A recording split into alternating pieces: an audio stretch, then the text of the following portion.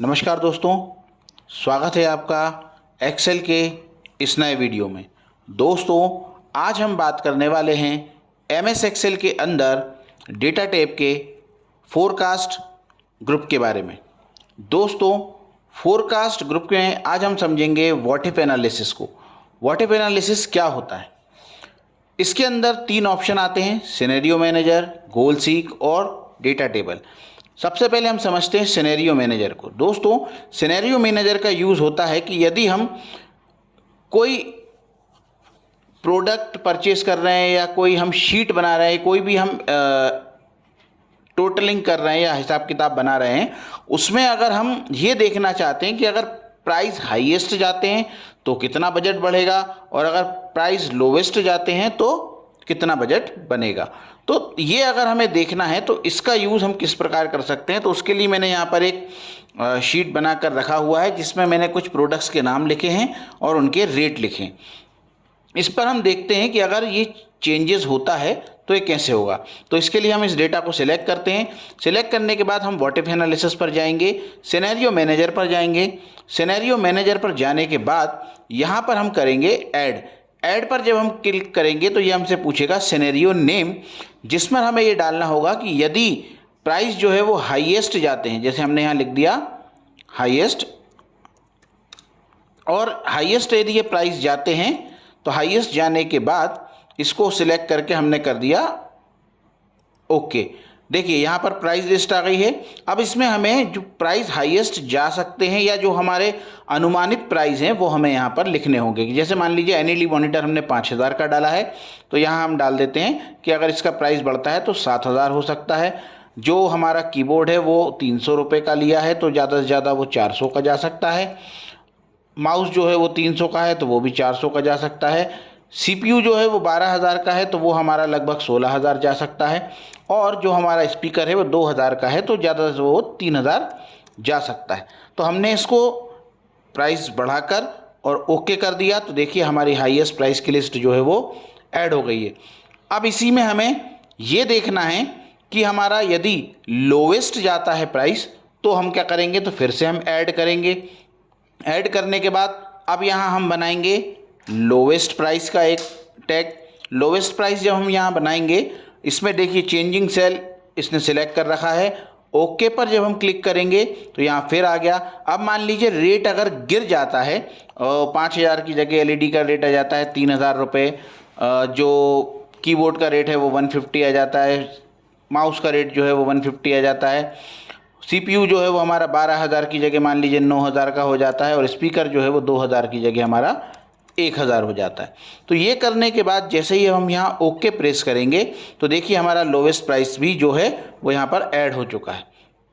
अब हमें ये देखना है कि अगर ये चीज़ होती है तो इसकी समरी क्या होगी।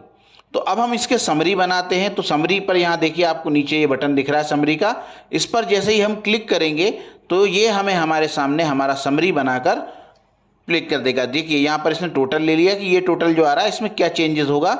ओके करते हैं। जैसे ही इसे ओके करेंगे इसने हमें हमारे सामने एक शीट बनाकर दे दिया और देखिए इसमें इसने करंट वैल्यू दी है, हाईएस्ट प्राइस दिया है, लोवेस्ट प्राइस दिया है कि यदि जो टोटल करंट वैल्यू हमने निकाला था कि 19600 आ रहा था, अगर हाईएस्ट जाएगा तो वो 26800 तक जा सकता है और यदि रेट लो गया तो लोवेस्ट में ये 13300 तक जा सकता है। तो इस प्रकार से हम हमारे किसी भी डेटा का सिनेरियो यानी कि एक तरह से कि क्या बदलाव आ सकते हैं वो हम यहाँ पर देख सकते हैं मित्रों। चलिए बात करते हैं अगले ऑप्शन की। यहाँ पर मैंने कुछ 3-4 स्टूडेंटों के नाम लिख रखे हैं, उनके सब्जेक्ट के नंबर और उनका टोटल निकाल कर रखा है। दोस्तों, अब अगर यदि मैं चाहता हूँ कि मुझे इस बच्चे के जो नंबर हैं वो टोटल कम लग रहे हैं, थोड़ा सा हम इसमें चेंज करते हैं यहाँ पर, क्योंकि नंबर ये 100+ है। तो अब देखिए यहाँ पर हम चेंज कर देते हैं। यहाँ हमने 40 कर दिया, यहाँ हमने 35 कर दिया, फिर नीचे वाला जो वैल्यू है उसमें हमने 30 कर दिया और इसके बाद हमने यहाँ पर 35 कर दिया। तो यहाँ पर देखिए टोटल जो है ये इस प्रकार से आ रहा है। यहाँ पर फॉर्मूला लगा हुआ है। अब मान लीजिए ये जो स्टूडेंट है लता, जिसके 65 नंबर है, मैं चाहता हूँ कि इसके नंबर थोड़े से बढ़ जाएं, ये भी लगभग 70-75 तक पहुँच जाए। तो इसके लिए हम क्या करेंगे, गोल सीक ऑप्शन का उपयोग करेंगे। ये मैं छोटे डेटा पर आपको समझा रहा हूँ, लेकिन बड़े डेटा में यदि आपको बदलाव करना है तो उसके लिए आप यहाँ पर इसको यूज़ कर सकते हैं। अब हमने जैसे ही गोल सीक पर क्लिक किया तो ये हमसे पूछ रहा है कि सेट सेल कौन सा है, तो हमें इस सेल में चेंज करना है। अब वो पूछ रहा है टू वैल्यू कि हमें क्या चाहिए, तो मैं चाहता हूँ कि यहाँ पर इसके नंबर जो है वो 75 हो जाएं।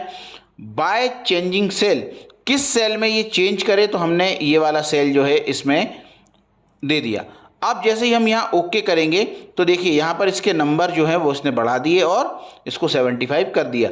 अब अगर इसे हमें रखना है तो हम इसे ओके कर देंगे, अदरवाइज नहीं तो हम इसको कैंसिल करके बाहर हो जाएंगे। अभी हम इसको कैंसिल कर देते हैं, मैंने आपको उपयोग समझाने के लिए बताया था।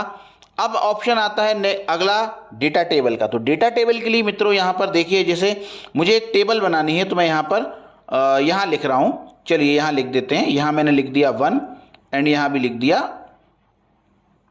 1।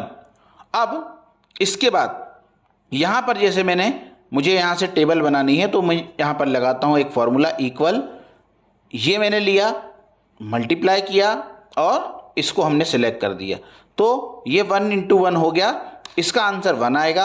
अब मान लीजिए मुझे यहाँ से 2, 3, 4, 5, 6, 7, 8, 9 और 10 तक की यहाँ पर टेबल लेनी है। और इसी तरह से यहाँ पर हम करते हैं 2, 3, 4, 5, 6, 7, 8, 9 और 10। हॉरिजॉन्टली और वर्टिकली हमने यहाँ पर जो है वो लिख दिए नंबर्स जहाँ तक कि हमें टेबल चाहिए। अब इस पूरे डेटा रेंज को हम सिलेक्ट करेंगे और यहाँ से हम जाएंगे डेटा टेबल पर। डेटा टेबल पर आने के बाद यहाँ पर हम क्लिक करेंगे। अब ये हमसे पूछ रहा है रो इनपुट सेल, तो हमारी रो ये आ गई। और इसके बाद हमसे पूछ रहा है कॉलम इनपुट सेल, तो कॉलम में हमने इसको सिलेक्ट कर दिया। और जैसे ही हम इसे ओके करेंगे तो देखिए मित्रों हमारे सामने यहाँ पर पूरी की पूरी टेबल जो है वो बनकर आ गई है। जैसे कि ये देखिए यहाँ पर 1 का टेबल तो हमने ऑलरेडी बना ही लिया था, 2, 3, 4, 5, 6, 7, 8, 9 और 10 तक का टेबल हमारे सामने बनकर आ गया है। तो दोस्तों ये इन्फॉर्मेशन आपको कैसे लगी कमेंट कर ज़रूर बताइएगा। अगर आपको हमारे बनाए गए वीडियो पसंद आ रहे हैं तो वीडियो को लाइक कीजिए, शेयर कीजिए और हाँ, चैनल को सब्सक्राइब ज़रूर कर लीजिएगा। अगर आप चैनल पर नए हैं और अब आपने अभी तक चैनल को सब्सक्राइब नहीं किया है तो चैनल को सब्सक्राइब करके बेल आइकन ज़रूर दबा दीजिएगा। दोस्तों अगला ऑप्शन फोरकास्ट शीट हम अगले वीडियो में डिस्कस करेंगे। मिलते हैं अगले वीडियो में, तब तक के लिए नमस्कार।